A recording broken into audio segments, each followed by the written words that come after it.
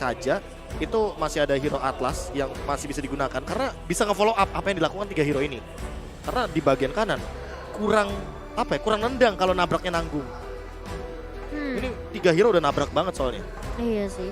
Tapi sekarang dengan adanya Kaja dari tim Occupytron, surprise yang tadi sempat Pak Pulung bilang, ini bisa jadi mara bahaya juga untuk seorang Eve. Ya karena Yves-nya kan sekarang cuma bisa diberhentikan dengan efek surprise kan. Iya. Franco aja.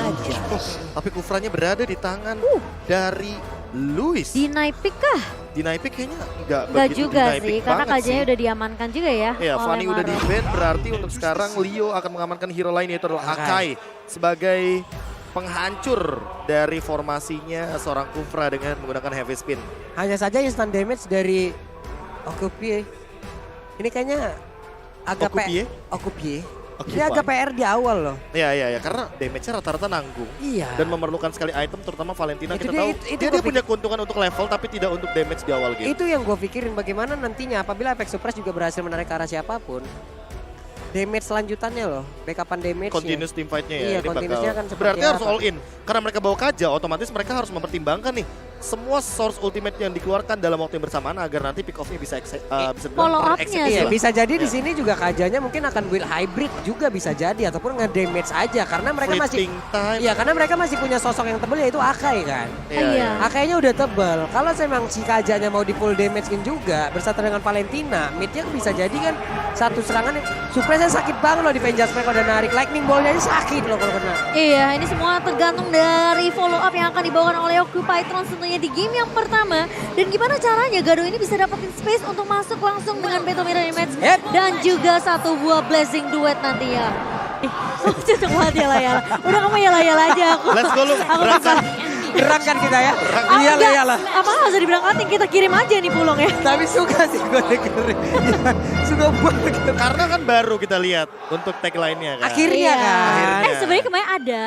Cuma mungkin terlalu seru ya kita ngelihat pertandingannya kemarin. Tapi ini dia game pertama dari match lower bracket. Arakio Akira, tim asal Brazil yang bertemu dengan dari Middle East tentunya untuk Occupytron. Dan itu galak banget tuh Fury. Yaitu keuntungan early game bagi Valentina dengan melakukan poking damage. Tentu dia akan mendapatkan EXP. Jadi secara level dia akan lebih diunggulkan perlahan-lahan walaupun secara damage tetap membutuhkan item, apalagi di sini Fury juga membawakan Perih satu banget. buah mystery shop agar secepat mungkin bisa mengamankan item-item yang lebih murah. Yap, itu tadi terlihat ya dari Fury dan itu juga mungkin kekurangan dari Valentina sekarang karena efek dari Tarify-nya juga nggak bisa terus-terusan lagi nih. Nggak bisa terus-terusan Tapi lagi. lama, 1 detik. Iya, Lumayan ya. Lumayan. memang diperlama, tapi nggak bisa terus-terusan lagi kan. Iya, karena ada interval waktu 4 detik Bener. sebelum nantinya bisa digunakan lagi untuk efek Terrify-nya. Ada plus minusnya lah di dalam satu hero tersebut sekarang. Ih, Maro dapat. didapatkan oleh Dan Maro. Leo juga mengambil satu buah Kramer Tapi sehingga Tekas- King stay di level yang ketiga. Tapi dikasih masih bertahan tentunya. Sepertinya dari seorang Fury tadi udah pede banget. Karena jadi dia habis ngeluarin satu buah shade-nya dia langsung mundur Pak Iya, Pulung. tapi ternyata regen HP yang dimiliki. Tekashi. Wah, itu dia yang memang sangat-sangat baik sekali. Dan sekarang Luis mengamankan langsung tadi lompat ke depan Tyrant Reverse-nya. Untungnya nggak kena, hanya saja di saat dia masuk ke dalam rumput. Jangan anggap rumput yang tidak bergoyang itu tidak berbahaya karena hampir saja Leo heavy spin-nya. Bisa mengunci ke arah Luis. Tapi Luis masih bisa bertahan Pak Pulung. Dan kalau kita ngelihat ya, memang dari Gusta Lagusta ini fokusnya ngepok aja ke arah seorang Gado-Gado. Sembari nanti dia bisa dapetin level 4. Gado-gado. Sembari dia bisa dapetin level 4-nya. Bener juga, aku nggak sih ngomong kayak gitu. Tapi kali ini King bakal berfokus terlebih dahulu dengan satu buah turtle yang sudah mulai di-poke. Objektif total di area atasnya. Ini yang membuat pemain-pemain dari Arcade harus berhati-hati karena Leo bisa datang meskipun tidak ada satu buah efisien. Tapi Petrify connect dan bahkan berhasil ditumbangkan Leo kali ini. Meskipun turtle lainnya berhasil didapatkan oleh Occupytron by UBS Gold. Ya, Oke. Divine Judgment yang sangat on point dari Maro mengambil langsung menuju kepada King karena mau bagaimanapun King adalah pemegang Retribution. Ketika tidak ada pemegang Retribution, tentu di sini Leo akan sangat diunggulkan. Namun sayangnya dia pun harus ditumbangkan secara cepat karena ada 3 member dari RRQ Akira di depan setup bibir dari Turtle yang begitu mahal. Walaupun pertukarannya secara objektif jadi 1 dibandingkan dengan setengah itu adalah Turtle. Yep. Ini dia teman-teman semua terlihat tadi bagaimana lagi pola farming yang dimiliki. Hanya saja masih cukup berani Maro sendirian walaupun lightning ball-nya udah dikeluarkan pula. Tapi Divine King, Judgment tahu? gak bakal ngaruh apa-apa. Karena Maronya hanya menjadi korban tunggal di area tersebut. Ya, Dan tidak terlalu adanya flicker jauh. di area turtle tadi kan Iya. sudah digunakan dan otomatis Maro langsung menjadi korban pertama dari King. Iya, dan terlalu jauh juga backup dari seorang Fury di area mid-nya. Jadi tidak bisa diselamatkan dan menjadi pertukaran untuk tim dari RRQ Akira. Sementara kalau kita ngelihat tadi dari itemnya, ini dari seorang Gusta Lagusta itu udah mendapatkan satu buah Swift Boots-nya tadi ya, Swift Crossbow-nya. Jadi lebih gak memanfaatkan untuk dapetin satu sepatu terlebih dahulu, Bu. Ya, Gusta kayaknya lebih membutuhkan attack speed karena kita tahu sendiri One memanfaatkan movementnya dia atau langkahnya dia itu dengan menggunakan attack speed. Dan untuk sekarang dengan first item mungkin di menit yang keempat nanti akan ada sebuah pertikaian yang hadir di area jungle. Tapi kali ini Saigon sudah terpick up terlebih dahulu dan bahkan satu buah heavy spin mengusir pemain-pemain dari RRQ Akira. Sementara di area depannya King bakal coba untuk menahan mengusir pergerakan dari Occupy Thrones.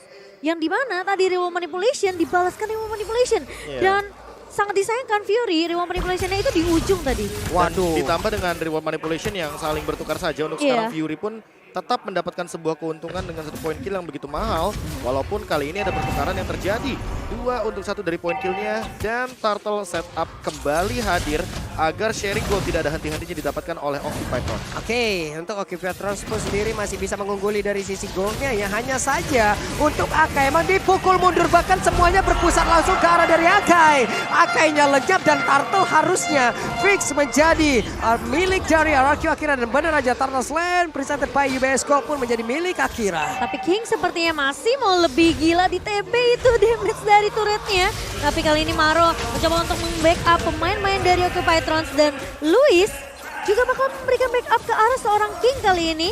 Dan tidak akan ada yang tumbang setelah Leo tadi berhasil untuk dihilangkan di area turtle-nya. Plus Dan satu informasi, Divine Judgment Divine Judgment-nya udah nggak ada, Ya, betul. Divine Judgment yang nggak ada walaupun ada flicker, tapi Maro setidaknya masih bisa escape dengan menggunakan Lightning Bolt dan juga dengan adanya flicker yang dimiliki oleh satu sosok KJ tersebut.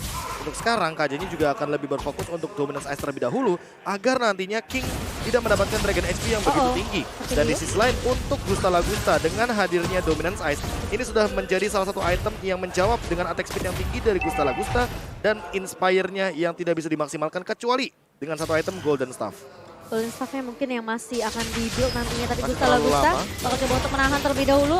Satu bobber Dihindari. fighter dari seorang Hulk. Tapi lihat, backup dari seorang Luis. Kebuka crossbow of tank dari seorang Gusta Lagusta. Tapi Hulk masih bisa survive, masih bertahan tadi Pak Pulung. Menit segini masih belum cukup ternyata damage yang bisa dihasilkan oleh One apalagi. Masih Tadi renyah ya. iya masih renyah banget, belum lagi masih dimiliki oleh lap-lap pun masih standby, masih ada. Untungnya itu semua bisa mengusir pemain yang dimiliki oleh dari OKP sendiri dan juga mengamankan langsung ke outer turretnya. Tapi di atas ada mirroring yang dilakukan dan mereka sama-sama mendapatkan outer turretnya. Ya, itu dia power dari Cloud dengan permainan pola split push-nya. Karena mau bagaimanapun Occupy Thrones kalau misalkan mau bertanding 5 lawan 5 di sini akan sangat beresiko sekali.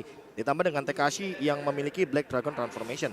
Jadi secara garis besar Occupy Thrones akan mencoba untuk menghindari skema teamfight besar agar nantinya mereka lebih mengoptimalkan Cloud untuk farming di lane yang kosong. Sehingga kapanpun Tekashi mengeluarkan ultimate barulah Occupy Thrones akan join teamfight karena ini Yuzong akan menjadi jawaban bagi RRQ Akira dalam teamfight. Tapi Maro udah gak punya flicker nih Pak Pulung. Iya, barusan ada informasi yang berhasil didapatkan loh, tapi Turtle-nya berhasil diamankan dan Turtle selanjutnya Besko berhasil diamankan oleh Brazil. Namun untuk kali ini coba lihat Luisnya didorong untuk bisa menjauhi langsung ke arah rekan-rekannya. Hanya saja jauh ini dia masih berhasil aman dari tapi di area berbeda triple kill. Presiden by Fenix juga berhasil langsung diamankan, bahkan Gusta Lagusta berhasil langsung menghancurkan lapu-lapu 4 player tadi ataupun 3 player yang dimiliki oleh pemain dari Occupy Thrones pun langsung lenyap. Ini bener-bener Saigon ngegoceknya pinter banget. Dia keluar masuk rumput biar hilang vision Cloud-nya. Karena ketika di dalam rumput kan otomatis Cloud gak bakal bisa melakukan hit terhadap satu sosok Eve tersebut. Dan hitnya ketika dirasuki oleh Cloud di area rumput, dia keluar dari rumput agar nantinya membingungkan kemana Cloud harus stay dengan Blazing Duetnya. Dan itu masih belum ada damage, ingat. Ini Cloud masih di early game banget.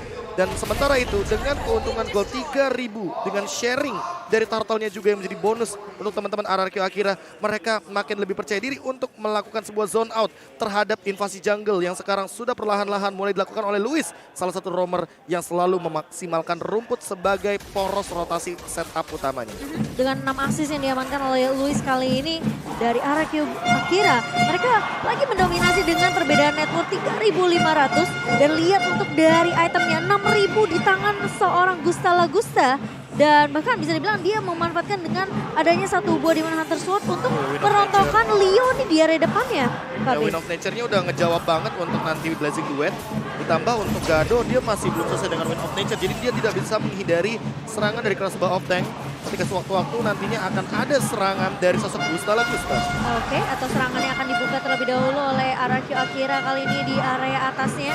Leo, sang panah sudah mulai terlihat, tapi kali ini Heavy Spin bakal coba di-bait terlebih dahulu. Kingnya masih bertahan tapi terjebak ternyata di area base turret kedua di area midnya. Sementara Gusta Lagusta bakal berfokus untuk dapetin turret trading atas RRQ Akira di sini. Oke, itu ngedorongnya jauh banget loh. Dari area top lane sampai ke mid. Jauh banget dan masih berhasil tadi. Oke, mereka kehilangan lagi satu Indotar, tapi setidaknya nilai positif yang bisa mereka ambil adalah mereka masih bisa mempertahankan. Hanya saja sekarang mereka harus jauh lebih kuat lagi untuk bisa masuk ke dalam area defensif yang udah dimiliki oleh RRQ Akira, walaupun mereka hanya berempat, tapi rumput udah punya mereka duluan loh. Iya, masalah utamanya ketika kita ngomongin soal Contest Lord, ini King juga masih ada chance kalau dia bakal kecolongan dari segi retribution-nya. Dengan menggunakan heavy spin daripada Leo, ini adalah jawaban ketika nanti dia ingin melakukan sebuah lockdown terhadap setup teamfight di area Lord. Karena terlalu banyak teritorial batu yang bisa dimanfaatkan ketika melakukan teamfight dengan Akai di area Lord. Apalagi kalau misalnya yang kena heavy spin ini adalah si King-nya sendiri ya.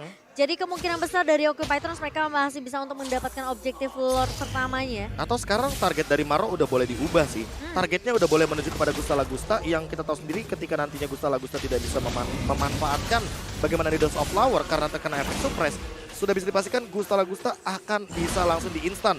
Entah oleh Gado atau bahkan Fury. Tapi TKC terjebak dengan satu buah heavy spin begitu saja. Masih terkena stun tapi TKC masih bisa bertahan dan bahkan satu buah Black Dragon Bomb dibuka begitu saja tapi di sisi belakangnya Gado hilang begitu saja. Gusta Lagusta mencoba untuk bertahan tapi TKC mengembalikan keadaan kali ini dan bahkan Leo tumbang. Ini akan menjadi mara bahaya karena Lord yang akan bisa diamankan oleh RRQ Akira dengan tanpa adanya retribution dari Occupy Thrones. Ini ada miskomunikasi sepertinya terjadi ya. Kepecah tadi Kepecah banget, entah bagaimana caranya. Entah ini miskomunikasi ataupun cara dorong yang memang dibuat. Dan benar ada satu orang lagi yang menjadi korban. Crossbow Tank. Crossbow Tank yang disimpan tadi Pak Pulung. Gak dilepas ketika tim fightnya kepisah, malah jadi jawaban untuk RRQ Akira. Sekarang mereka bisa menculik lagi satu pemain yaitu Fury. Ya, apalagi ditambah dengan bagaimana Fury yang belum memiliki sebuah source ultimate yang begitu mahal untuk ditukarkan dengan menggunakan IMU di posisi dengan hadirnya Seigen di lini belakang. Jadi kan sekarang untuk ultimate-nya Yves udah, ultimate-nya Valentina itu udah di nerf. Jadi jaraknya tidak sejauh dulu ketika dia ingin melakukan sebuah pencurian terhadap skill dari lawannya. Dan dari tadi Seigen berada di lini belakang karena dia sudah sadar. Dari awal game dia sempat terpick off satu poin. Dia nggak mau ada poin pick off yang kedua atau nantinya dia akan sedikit kelimpungan ketika teamfight berlangsung. Karena ini reward manipulation akan menjawab sekali dari kedua belah timnya. Konsel dibuka tapi Luis sepertinya lagi mencari target yang lebih enak nih sepertinya untuk disantap. Tapi sepertinya tidak akan ada yang terpick off terlebih dahulu sembari Lord menuju ke area atas Papulung. Yap. Di mana dan Luis nanti berhasil untuk melakukan sebuah terror reverse dan itu connect. One-one di belakang udah ready banget loh. Mereka mau kabur, mereka akan terkena efek dari satu real manipulation. Pokoknya belum harus lagi yang di connect bagian sama atas. Maro sih. Iya, belum lagi yang di bagian atas dengan crossbow tank yang mungkin aktif. Ini akan sangat-sangat berbahaya sekali. Coba lihat, Black Dragon Bomb-nya udah masuk dan siap untuk mengacak-acak. Iya, tapi hanya berputar-putar saja di angkasa karena target dari RRQ Akira adalah ngundulin dulu nih semua base turretnya. Terkena tahun dari seorang Leo, ngelok ada dua pemain dengan satu buah heavy spin namun ternyata tidak ada follow up dari Occupy Thrones. Ini dia Luis hampir saja ya. Mengenai loh, hampir aja. Untung dia ada di tengah-tengah dari kedua player yang dimiliki oleh pemain-pemain dari OT. Ya, dan tidak ada Divine Judgment juga di sana dari Maro karena mungkin terlalu cukup terkejut dengan serangan dari Lewis. Dan buat sekarang Lewisnya kayaknya akan menuju kepada Immortality. Karena mau bagaimanapun nanti Lewis ini akan berkorban dengan menukarkan satu atau banyaknya full HP dari tubuh sosok Kupra. Agar ada yang bisa dia tukarkan dengan flicker juga untuk sekarang. Nah loh, widih. Battle mirror image-nya memang kecepatan pro player itu beda ya. Ya, Beda classic user cloud, taruh Dexternya di belakang.